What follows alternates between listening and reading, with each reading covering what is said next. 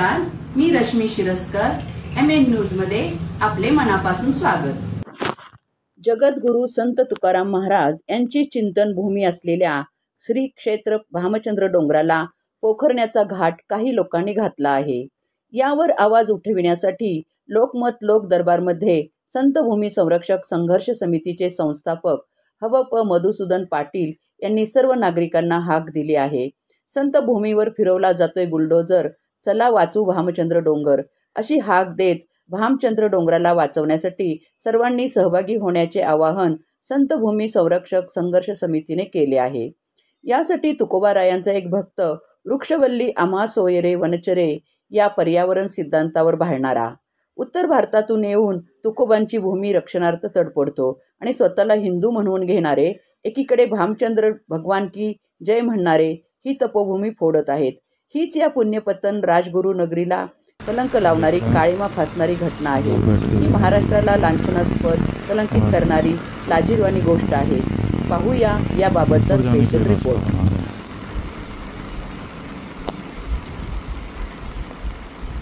पूरे पर्वत का नाश करना चाहते हैं।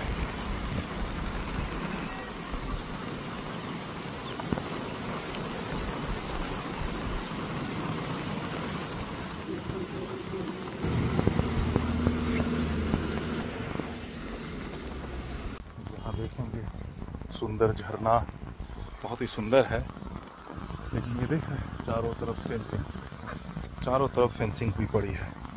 मतलब पर्वत को बचाना कितना ज़रूरी है,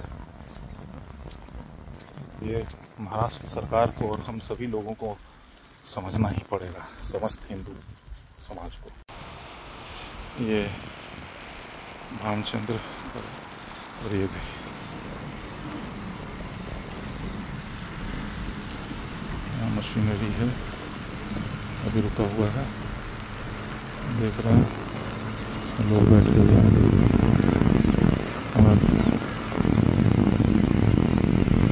ऊपर जाने के लिए रास्ता बना रहे हैं।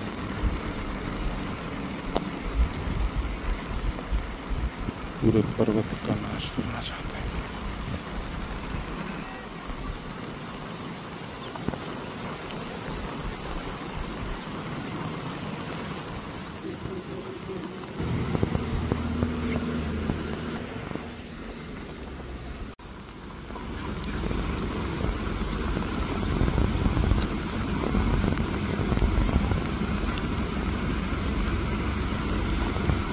ये गाड़ी जो है ऊपर जा रही है पूरा, और वो तोड़ के नीचे गिरा रही है पूरा पर्वत जो है। अभी लाइव जो है यहाँ देखिए तोड़े जा रही है। बीच में ब्रेक लिया था, बहुत जोरों की बारिश हो रही है एकदम।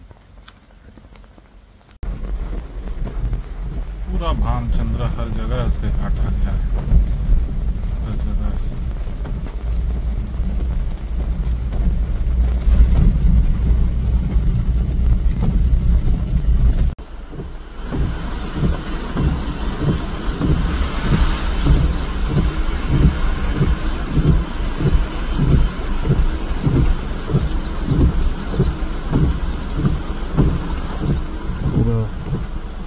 डोंगर जो है तोड़ा गया। एक बार भूल हुई थी आज से 500 साल पहले, जब भगवान श्री राम जी का जो है मंदिर जो है राम मंदिर तोड़ दिया गया था। उसमें वहां जो साधु थे उन्होंने सबों ने जान दे दी कि लड़ते लड़े वहां संघर्ष हुआ, हारे और टूट गया। 500 साल इंतजार करना पड़ा वो मंदिर को बंधने के लिए। मंदिर बांधा जा सकता है, पहाड़ को आप टूटने के बाद खड़ा नहीं कर सकते हैं। अगर एक बार आपका डोंगर टूट गया तो डोंगर को आप फिर से डोंगर नहीं बना सकते, वो टूट के चट्टान बन रहा है। मैंने अपनी आंखों के सामने देखा है, उसमें विस्फोटक पदार्थ लगा के उड़ा रहे हैं। मैंने अपनी आंखों से देखा है कि जिस गुफा में तुकाराम महाराज को वो विठल प्राप्त हुए थे उसमें दरार आ गई है। वो दरार जो है वो गुफा में नहीं है, वो समस्त हिंदू समाज में हो गया है। वो पूरा समस्त हिंदू समाज में वो दरार जो है वो दिख रही है, और वो दरार हम सभी लोगों को एहसास कराना चाहिए कि भाई ये आज नहीं तो फिर कभी नहीं, फिर 500 साल बाद हम राम मंदिर खड़ा कर लिए। लेकिन क्या कोई पहाड़ आज तक दुनिया में आपने सुना है मंदिर टूट के बन सकते हैं, पहाड़ टूटने के बाद नहीं बनाया जा सकता है। आप बहुत ही है जो छूट चुका है, समझ लीजिए। अपनी आंखों से मैंने देखा है कि वो जो डोंगर जिसको साधना का प्रतीक माना जाना चाहिए था, एक पीपल के पेड़ के नीचे महात्मा बुद्ध बैठे, आज 3 जनरेशन से 2500 साल से उस पीपल के पेड़ की रक्षा की जा रही है, उस पीपल के पेड़ की रक्षा की जा सकती है। लेकिन जहां तुकाराम महाराज बैठे, जहां उनको ज्ञान प्राप्त हुआ, लेकिन उसकी रक्षा नहीं की जा रही है। मैं ये सत्य आपके सामने रखना चाहता हूं। उसी डोंगर पे लोग बैठ करके मदपान करते हैं, दारू पीते हैं, न जाने क्या क्या करते हैं।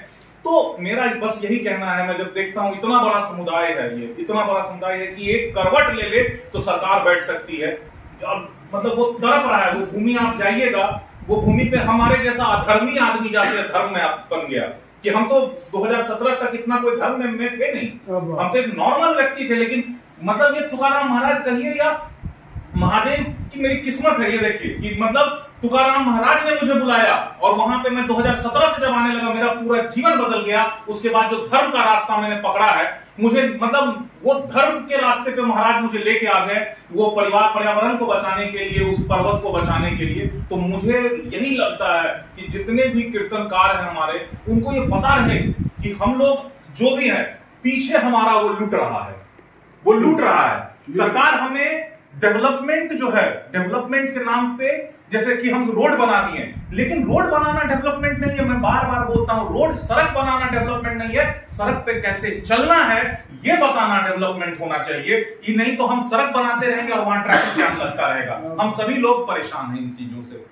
तो यही कहना है कि वो जो पर्वत है उसको क्षण क्षण टूटते हुए देखा जा रहा है, सिर्फ कुछ पैसे के लिए। ऐसे ऐसे लोग हैं वहां पे जिनको कहा जाए पांव पर ले चल के, हम तो कहेंगे सभी आदमी चलते हैं उनके पांव पे गिर जाते हैं कि भाई ये जमीन हमें दे दो, छोड़ दो इस पर्वत को, बस इतना नहीं चल। हम तो कहते हैं कि लड़ाई भी ना करें, चलिए एक बार भीख मांग लेते हैं, एक बार भीख मांगते हैं। समस्त वारकरी समुदाय वहां चल के उनके कदमों में गिर जाते हैं और भीख मांगते हैं कि भाई ये पर्वत छोड़ दो, ये पर्वत छोड़ दो, इसको मत तोड़ो। यही आखिरी बचा हुआ है तुकाराम महाराज की जो निशानी है, वो आप समझिए। मैंने अपनी आंखों से तुकाराम महाराज के पेड़ को कटते देखा है, जिस पेड़ के नीचे वो अभंग गाते थे। हम अपनी आंखों के, जिस दिन वो पेड़ कट रहा था, उसकी डालें कट रही थी, हम वहीं पे थे।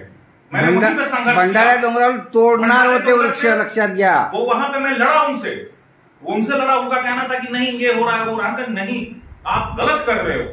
वो पेड़ जो रो रहा होगा, अगर महाराष्ट्र में आज जितनी भी कमियां हो रही हैं, जो हमारे ऊपर विपत्ति गिर रही है, उसका कारण है कि हमारा जो ये अधर्मी काम सब जो है, जहां हम पेड़ तोड़ दे रहे हैं, जिसके नीचे खुद तुकाराम महाराज बैठे थे, वो पेड़ को आंखों से टूटते देखा। तो लड़ाई हमने लड़ी है, मतलब सही में वहां पे। और महाराज जी ने 252 दिन वहां पे संघर्ष किया डीएम ऑफिस के। उन्होंने स्टे ऑर्डर दिया क्योंकि उनको पता था कि वो इलीगल है, वो गलत है। लेकिन क्या है, थोड़ा सा हम लोगों को एकत्रित होना होगा। एक बार, एक आखिरी बार जो है ना, उनको एहसास करा दिया ना कि आप तुकाराम महाराज का नाम मत यूज कीजिए, उनके कर्मों को याद कीजिए, आप पर्यावरण बचाइए, वृक्षावली आमी सवेरे वन चढ़े। एक लाइन मुझे याद है, यही एक लाइन मेरा पूरा जीवन बदल गया। मैं सोचा, आज पहली बार ज्ञानेश्वरी सुनी, मैंने कहा कि आज मेरे जैसा, मतलब मैं यहाँ सबसे बड़ा भाग्यवंत हूँ। आप सभी लोगों से बड़ा भाग्यवंत, एक अधर्मी कहां से जर्नी करके आज महात्माओं के संग में बैठ के कहानी भी कहां से पूरा सुने और उसके बाद यहां बैठे हैं। तो जो महाराज उन्होंने बोला था एक बहुत बड़ी बात कि जो महापुरुष विचार बोल रहे हैं उनको नहीं, उनको जो भविष्य के बारे में बताते हैं उनके साथ में मत हो, जो भविष्य बदल सकते हैं उन साधुओं के साथ में हो जाओ। आज मैं यही सीखा हूं। तो इसीलिए महाराज मुझे लगता है कि जो आपने बात रखी, माफ कीजिएगा मेरा बीच में आपको काटा, लेकिन वो अंदर से वो है कि मैं बोलूं।